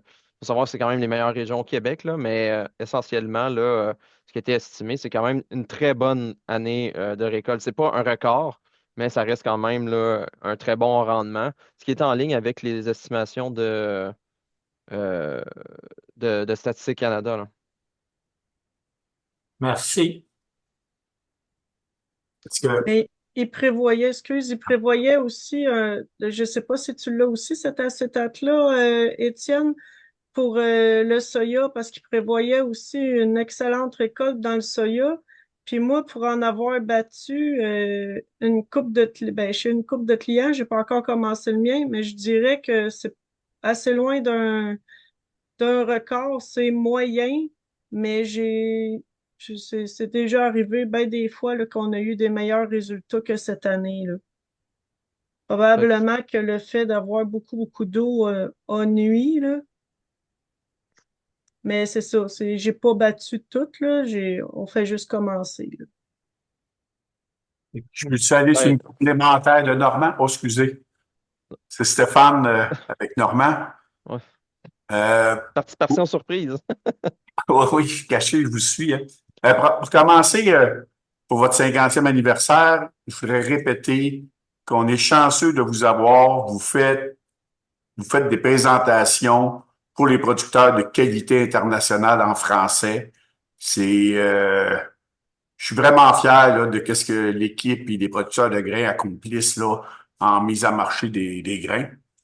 Euh, la seule chose, puis je suis peut-être pas correct là, en géopolitique là, Israël là, puis il peut-y avoir un impact collatéral avec le temps. Vous n'avez même pas parlé de l'Ukraine. On va dire comme Ramdir, on est comme rendu habitué là, mais en tout cas, je sais pas s'il y a Ben, quelque chose à regarder là. écoute, pour moi, le Moyen-Orient, c'est d'abord et surtout le prix du baril du pétrole. Et si tu regardes les derniers jours, Stéphane, le pétrole a baissé. Hmm. Normalement, tu te serais dit, il va monter, il va flamber. Non, il a carrément baissé. Le marché semble pas inquiet. Alors, pour les grains, vraiment, si on parle du grain, au Moyen-Orient, tes grands pays acheteurs, c'est bon. L'Égypte, l'Afrique du Nord, puis ils sont pas affectés par cette guerre. Puis je te dirais, l'Iran est un autre grand importateur, mais officiellement, ils sont pas encore dans cette guerre. Deuxièmement, ils doivent nourrir 80 millions d'Iraniens. Tu as beau être une dictature armée jusqu'aux dents, si tu ne nourris pas ton peuple, t'es renversé.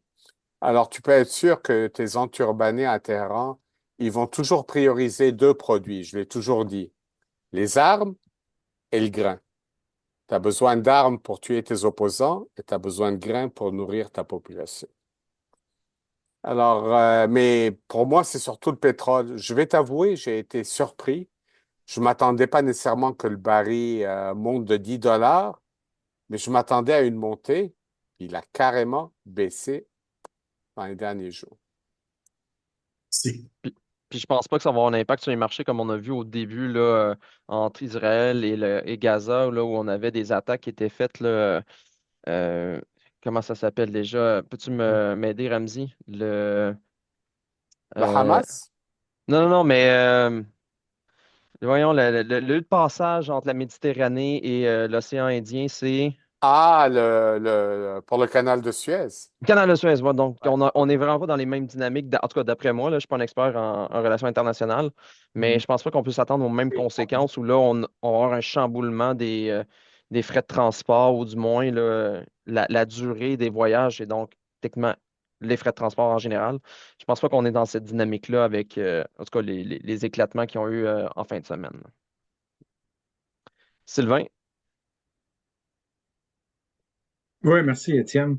Euh, Ramsey, tu as parlé tantôt là, d'un producteur pour le canola, il penserait deux fois pour en semer pour la saison prochaine, là. Tu veux-tu un peu développer là-dessus? C'est-tu par rapport au prix qui va encore chuter? C'est-tu par rapport à la livraison? Des producteurs qui ont plus ou moins le choix s'ils veulent inclure une rotation d'utiliser cette culture-là, là. J'aimerais ça que tu développes un petit peu. Oui, je sais, et je veux dire, le- c'est une culture de rotation qui est nécessaire et qui est peut-être même parfois indispensable dans certaines régions. Ça, c'est un fait.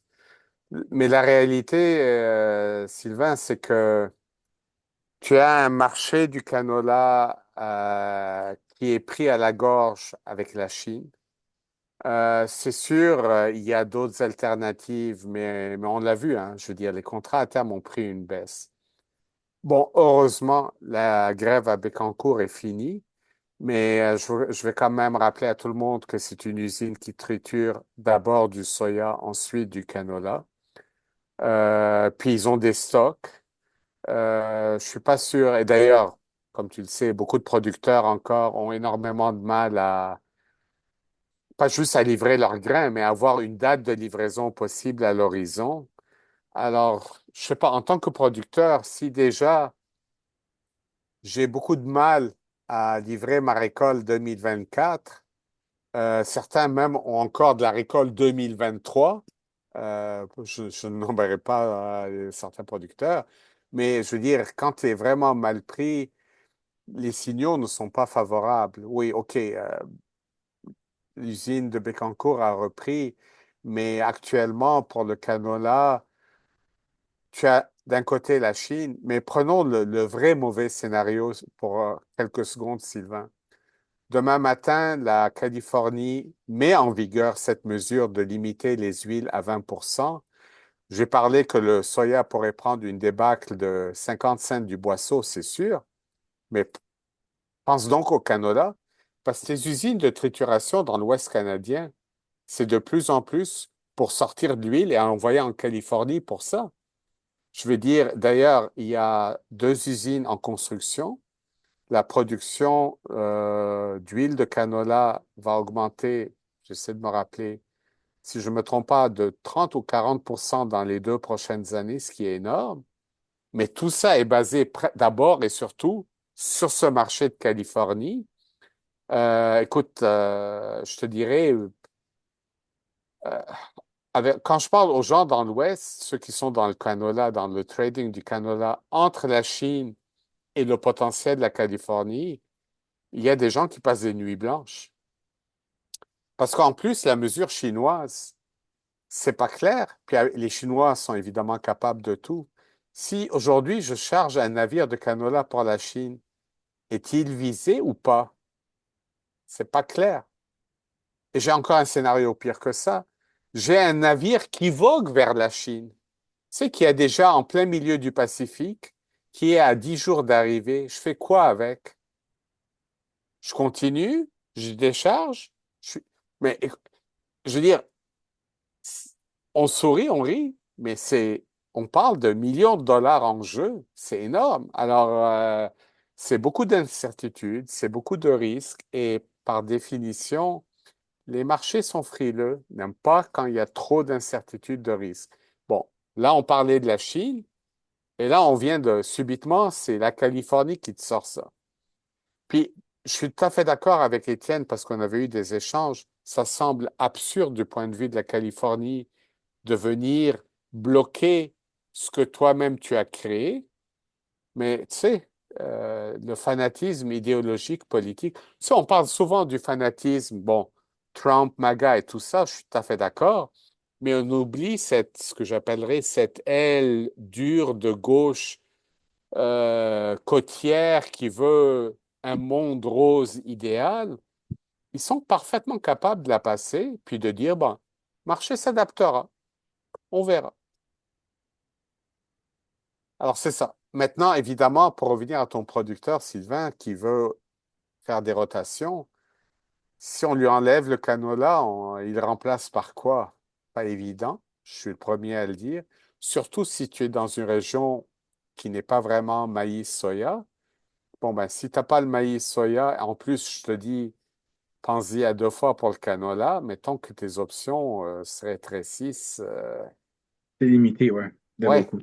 je veux Ton dire, marché d'avoine est à terre. Le blé c'est ça. fourragé, ça n'a pas bien été. Écoute, il n'y a pas, Je veux dire, honnêtement. si le CA va entendre les régions périphériques se plaindre et crier aux abois, écoute, à un moment donné, ouais, C'est devant les faits. Non, non, merci pour les précisions avec, tu l'avais mentionné avec la Californie, mais j'avais pas nécessairement fait le lien aussi avec l'huile puis le canola, puis ainsi de suite, là. ouais, puis écoute, leur plan d'expansion des usines dans l'Ouest, c'était d'abord principalement basé sur la Californie. Tu sais, en bout de ligne, je crois qu'on va augmenter la capacité de trituration dans l'Ouest canadien de près de 50% sur une période de 3 ans. C'est énorme. Si ton principal marché te fait défaut, hop là. Là, tu fais des comparaisons, puis dans ma tête, c'est comme avec Northvolt, là, avec les batteries puis ces choses-là, que le marché, il change, puis tu vois des usines qui faut qu'ils s'adaptent, là, puis il y a des situations qui sont drastiques, là. Ouais, en bout de ligne, ça c'est une opinion personnelle, je pense que Northvolt va réussir parce que si j'étais à leur place et que j'avais à choisir où couper et où ouvrir, moi j'ouvrirais au Québec.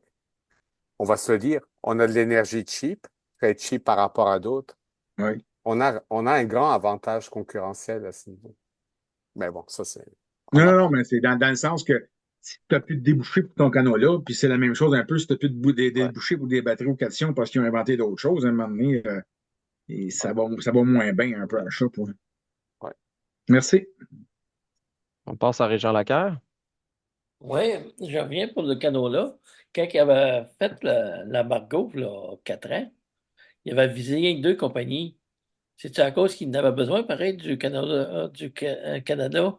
Ils ont-ils d'autres places à en prendre? Ou... Non, Régent, ils avaient juste visé 2 compagnies parce qu'officiellement, il n'y avait pas d'embargo. Officiellement, c'était un problème phytosanitaire parce qu'ils ne voulaient pas dire, pour utiliser le mot d'Étienne, qu'ils avaient pris 2 Canadiens en otage et qu'ils voulaient faire OK?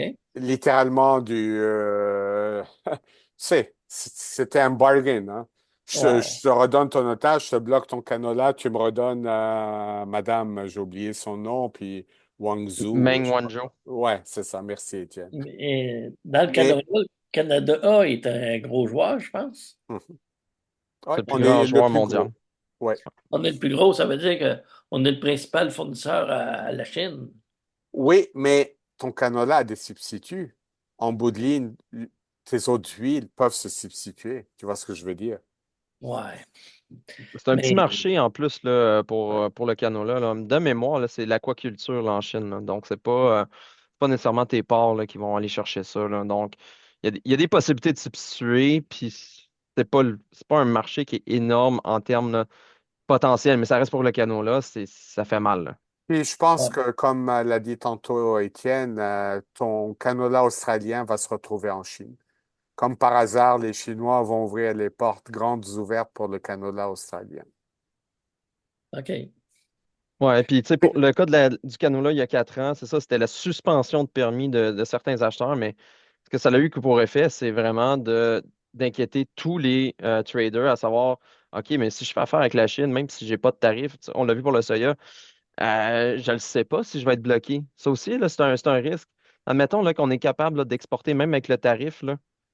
Qu'est-ce qui dit qu'ils vont pas trouver une bébite spéciale là, dans le canola, ils vont dire, ben non, ton bateau, tu sais quoi, tu le retournes de bord. Puis, tu sais, on parle beaucoup de traders, moi-même, je les ai mentionnés, mais Étienne, faut pas oublier les institutions financières. Ouais. Ton navire, faut des lettres de crédit. Faut que ta banque ouvre la lettre de crédit. Au fond, si on reprend aujourd'hui un navire qui va charger du canola vers la Chine, tu es la banque X, Y ou Z, vont-ils prendre le risque ou vont-ils demander que quelqu'un d'autre prenne le risque et garantisse leur risque? OK. C'était correct il y a 4-5 ans avec un taux qui était à terre, mais là, avec un taux à 4,5 juste pour la Banque centrale, c'est sûr que ça ajoute là, des coûts supplémentaires, ce risque-là, là. Oui, je comprends. Puis, une autre question par rapport au canola. Ailleurs, dans les autres pays, c'est du colza. Quelle différence qu'il y a directement entre le canola et le colza? Écoute, moi puis Ramsey, on n'est pas agronome, là, mais de ce qu'on sait, là, le canola, c'est juste un colza, mais vraiment développé pour le canola, pour le Canada seulement, là. Donc, Oui. c'est comme un proche parent, là, mais je me Mais, réserve mais, mais, certaines. mais meilleur. Je Une pourrais pas te meilleure dire en qualité, hein? quoi. Oui, parce que même les Européens reconnaissent que le canola, en termes de qualité, mais je suis vraiment pas un expert là-dedans, que le canola est meilleur. C'est parce qu'il y a un Parce que, petit goût de sirop d'érable. OK. Parce que les colzas européens, c'est des colzas d'hiver. Oui. Tandis que le canola, ben, il sume le printemps puis il récolte la même année. Ouais. OK. Parfait. Merci. S'il n'y a pas d'autres. Attends un peu. J'ai vu un commentaire dans le chat.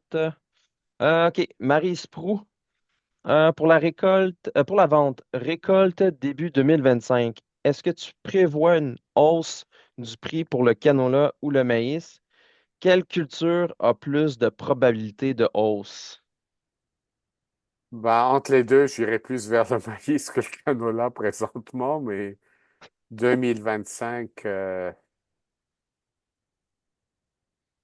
Ben, je ferai un commentaire général. On a vu dans les dernières semaines, on a frappé le plancher.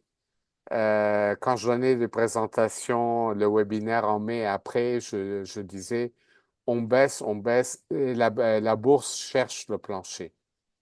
On l'a trouvé. C'est clair que, en gros, à 10 dollars le boisseau pour le soya, 4 dollars le boisseau pour le maïs, on a trouvé le plancher pour le moment. Et je précise bien pour le moment. Donc, je pourrais dire qu'aujourd'hui, je ne suis plus baissier, je deviens neutre. Maintenant, qu'est-ce qui va changer? Ben, on va voir. Il faut revenir là-dessus, le Brésil. Qu'est-ce qui va arriver? Vont-ils avoir des très grosses récoltes ou pas? Mais au niveau de la bourse de Chicago,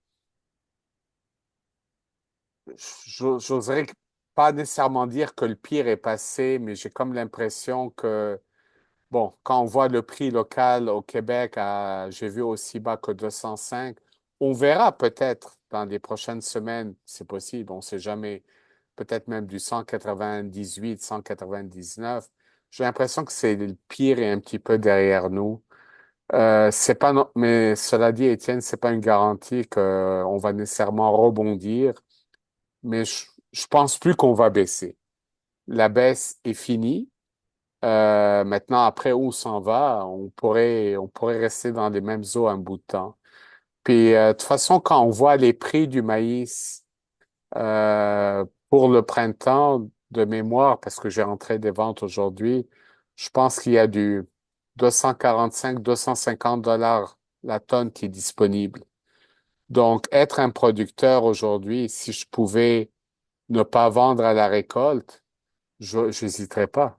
Je vendrais pour du mois d'avril à 250. Est-ce qu'il y aurait quelqu'un d'acheteur pour la récolte 2025 au moment où on se parle? Je ne le sais pas. Je pense pas nécessairement qu'il y ait des prix offerts, mais si on prend un 250 au printemps, s'il y aurait quelqu'un disponible qui offrirait des prix, on va dire, ce prix-là ou 260 pour la récolte, ou même du 250 pour la récolte 2025, ce serait une option à considérer.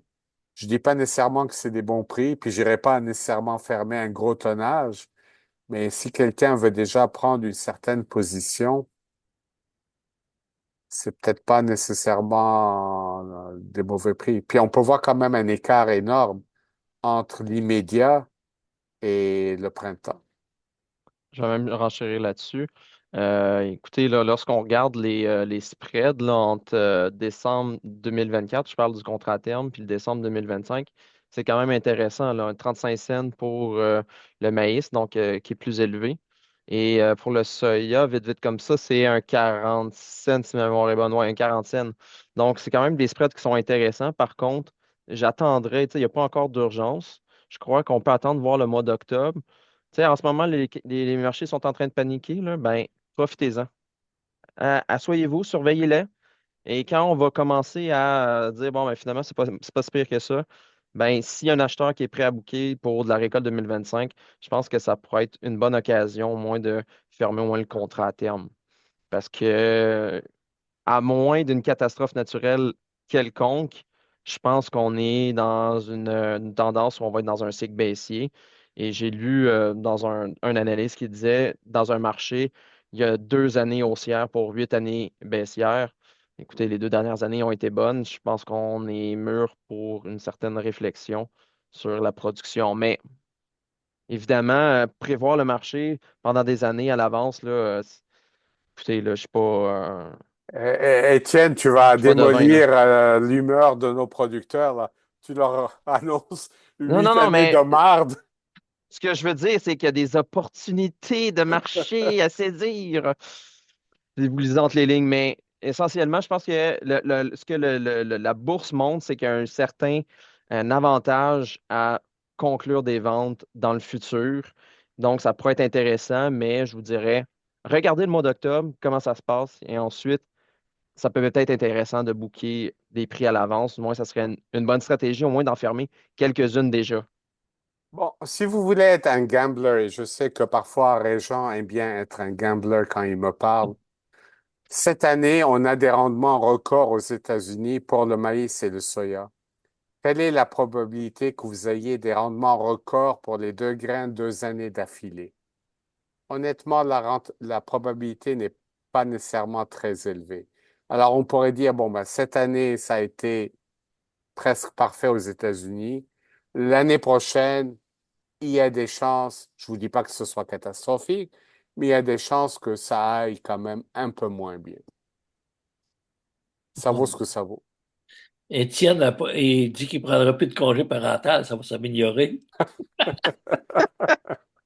Ah, ben là, regarde, avec cet argument-là, comment contester la chose? Ah, s'il n'y a pas d'autres questions, je pense que ça fait un peu le tour, là. Évidemment, si vous avez d'autres questions, là, je vais le remettre. Voilà. Donc, OK, c'est peut-être pas c'est peut-être pas la bonne fenêtre, je sais pas, là, mais essentiellement, vous avez nos coordonnées. On est ouvert. On est toujours bien accueillant pour avoir vos questions en lien avec les marchés, pour quoi que ce soit, là, même si des fois c'est juste pour parler, il n'y a pas de problème, on est ouvert. Donc, vous avez nos coordonnées. On a également disponible YouTube. On va mettre la présentation qu'on enregistre aujourd'hui sur YouTube. On est également disponible sur LinkedIn, Twitter, Twitter. Maintenant, on doit dire X, puis on doit changer le petit oiseau, là, mais alors, on n'est pas pressé de faire ce changement-là. Et évidemment, on rappelle également là, que la plupart des informations qu'on a présentées dans cette présentation-là, ben, c'est disponible grâce à vous parce que vous participez au SRDI. Donc, application Upgrain, ça nous aide à faire et à bonifier nos analyses sur le marché local. Donc, voilà. Donc, Euh, sur ce, oui, Étienne, oui. euh, tantôt, on parlait du marché de la wine qui n'a pas pantoute pour tout de suite, là. Ouais. Ça va-tu se replacer? Y a-t-il une demande qui va arriver à un moment donné? Je sais que l'Ouest, ils ont des très grosses récoltes dans la wine. Le rendement, je pense qu'il est bon, mais la production n'est pas au rendez-vous, là. Je veux dire, les superficies sont en baisse pour une deuxième année, là. Donc, de mémoire, il me semble, la production va être correcte, mais si on regarde sur une échelle de moyenne de 5 ans, là, ça va pas énorme, là. Mais, C'est juste que la demande, elle est à terre. C'est ça le problème, là. Moi, ma crainte, ça dépend pour qui, là, mais je pense qu'en termes de marché, c'est pas bénéfique si on a un acheteur qui décide d'arrêter du jour au lendemain parce que les prix étaient trop chers et donc essaie de passer tout son stock et après ça se réveille et se disent j'ai besoin d'avoine, mais les producteurs n'ont pas semé parce que les marchés sont à terre. C'est pas très structurant pour une filière, là. Donc, probablement que ça devrait remonter, mais écoutez, c'est pas moi qui est dans les ventes, là, surtout que pour l'avoine là, d'alimentation humaine, là, tu sais, c'est tellement un marché de niche que c'est dur à ouais, prévoir. Mais je veux dire, la les wine, consommateurs vont devoir revenir. Là. Je ne peux pas croire que ce marché-là est complètement disparu. Là. Tu sais, on parlait de baisse des ventes dans les bars-tentes parce que les gens sont en télétravail. Écoutez, même si le fédéral est rendu en présentiel, c'est parce que tout le monde est en présentiel. Là. Tu sais, donc, je pense qu'il va y avoir un certain retour à ce niveau-là, mais rendu là, je manque un peu de connaissances là, pour plus me prononcer que ça. Là. mais le marché de la wine humain, là, Ouais. c'est quoi le pourcentage sur toute la wine? Y a-t-il 50% qui va dans le marché humain? Pas une question, honnêtement. Là. Je pense pas que, tu sais, Je étant suis, donné les je suis pas joueurs, sûr, ouais. ouais, il y a tellement peu de joueurs qu'on ne pourra pas avoir cette donnée-là, d'après moi. Là. Parce qu'il y a du marché, supposons des chevaux, ça fait de même. Mais moi, qu'est-ce que j'ai su, c'est que le marché est bien cher et il y en a qui sont virés avec d'autres choses, puis on continue avec d'autres choses. Ça, Mais je sais pas, juste, on peut-tu explorer un petit peu pourquoi, hein? Chercher un petit peu pourquoi que le marché est plus là? On va, Honnêtement, les gens qui ont développé le marché des chevaux, c'est pas nécessairement des gens qui vont le crier non plus. Là. Donc, moi, ces personnes-là, je les connais pas. Là. C'est des producteurs qui se sont spécialisés à ce genre de marché-là, qui sont capables et qui l'ont développé, mais de là à dire en tant que filière, OK, on va le trouver, c'est qui, on va essayer de trouver c'est quoi. Honnêtement, là, je ne saurais même pas par où commencer, à qui contacter aux États-Unis pour dire, hey, il y a des gens qui t'achètent de l'avoine, ça ressemble à quoi? Puis je suis pas sûr qu'ils seraient coopératifs à nous parler nécessairement, là. OK? Ben, c'est pour ça que je pose des questions là. Pourquoi il n'y a plus de marché partout, ça débandale comme En fait, complètement. je suis surpris que tu n'as pas développé déjà ce marché-là. Ça Ben, serait toi qui devrais nous expliquer. c'est difficile. On entend parler un peu, mais de là, des petites brèches qu'on sait un peu partout, là, mais pas plus que ça, là. Il y en avait qui étaient dans le marché de la wine, puis ils ont lâché, Ouais. mais je sais pas pourquoi, au juste. Il me semble que ça ne tombe pas du jour au lendemain, le marché de la wine, là, de même, là.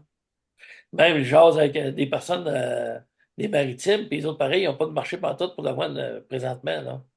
Ben non, mais essentiellement, dans l'avoine de consommation humaine, il y a un gros acheteur. Il y en a d'autres, mais ça reste quand même, en termes de volume, on n'est pas dans les mêmes eaux, là. Non. Mais, C'est juste que, tu sais, c'est quand même dommage pour une filière où on remonte à quoi, 3 ans, on parlait d'importer éventuellement de l'avoine de Suède parce qu'il n'y en avait plus. Et là, soudainement, là, on n'est pas. Il y en a trop, là. Il y a quelque chose qui ne marche pas dans cette filière-là. Il faudrait davantage de communication, ou du moins là, d'échange pour que ça s'arrime, là. qu'est-ce qui est de valeur, c'est ces régions périphériques qui s'adaptent bien pour la wine. puis ils n'ont pas d'autres options de changer l'avoine pour d'autres choses. L'orge, j'ai plus de marché ben non plus. Bon, Puis tu peux pas faire de maïs. Soya, des fois, c'est difficile. C'est de valeur pour les autres, là. effectivement. Tu sais, l'avoine est moins coûteuse à faire que du blé ou de canola. Canola, il faut que tu fasses une rotation de 4 ans. Ah, commentaire que j'emmène, là. Parfait. Bon, vous m'excuserez, mais il Merci. commence à se Merci faire bien. tard pour un Ah, jeune papa. Donc, En tout écoutez, cas, mais merci merci beaucoup. beaucoup tous de nous avoir écoutés ce soir. merci. Puis, Merci beaucoup à vous autres, c'est toujours super intéressant. Et si vous êtes vraiment déprimé par le commentaire d'Étienne pour les 8 prochaines années, je vous conseillerais d'aller prendre une bière. une bière Avec de de l'orge Jean de de Malte Passion. qui n'a pas une bonne qualité. Ah, Bonne tapez. soirée. Il y a peut-être eu 3 commentaires en chat. OK, un gros merci. Parfait, c'est des remerciements. Donc, ben, merci à tous. Et si, s'il y a des gens qui veulent écouter la présentation, c'est toujours disponible sur notre chaîne YouTube. Sur ce, je vous souhaite une bonne fin de soirée. Bonne fin de Merci. soirée, Bye bye. bye.